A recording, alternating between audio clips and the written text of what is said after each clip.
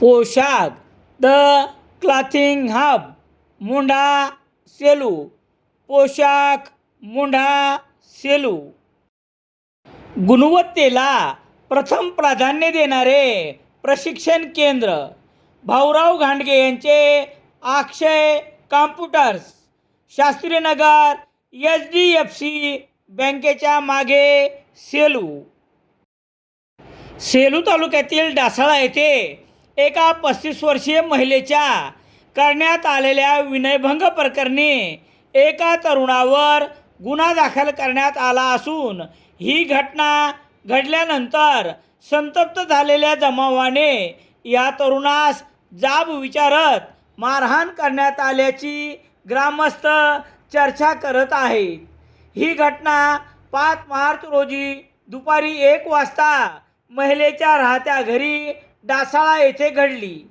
या महिलेने दिलेल्या फिर्यादीनंतर तरुणावर रात्री 8 वाजता गुन्हा दाखल करण्यात आला आहे. 8 मार्च रोजी पोलिसांनी अटक केल्यानंतर न्यायालयात हजर करण्यात आलेल्या या आरोपी तरुणास न्यायालयाने 14 दिवसाची न्यायालयीन कोठडी सुनावली आहे. याबाबत पोलिसांनी दिलेली माहिती याप्रमाणे.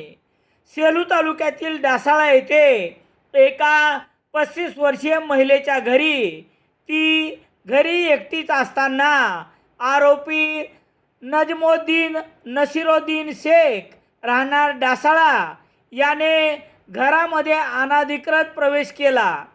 तिच्या एकटेपणाचा आणि असहाय्यतेचा फायदा घेत नको ते संभाषण करून विनयभंग केल्याप्रकरणी मनीषा रमेश गजमल वय 35 वर्ष राहणार डासाळा तालुका सेलू हिने दिलेल्या फिर्यादीवरून गुन्हा रजिस्टर नंबर 117/2026 कलम 333 74 75/2 भारतीय न्याय संहिता अन्वये आरोपी नजमुद्दीन शेख राहणार डासाळा तालुका सेलू याच्यावर गुन्हा दाखल करण्यात आला आहे.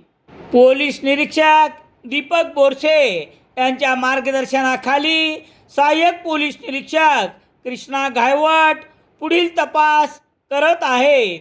दरम्यान 2 वेगवेगळ्या समाजातील जातीमध्ये घडलेल्या या संतापजनक प्रकाराने जमावाने आरोपीस मारहाण करताना हा आरोपी पळून गेला.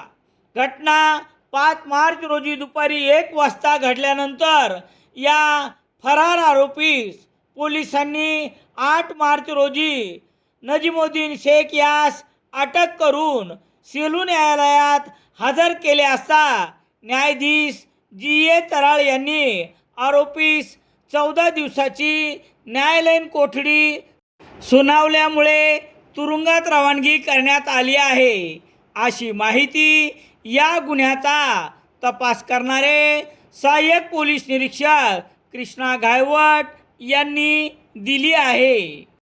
इंडियन एक्सप्रेस वृत्तसमूहाचे मराठी दैनिक लोकसत्ता घरपोच मिळण्यासाठी Balaji newspaper agency, bus stand, Selu.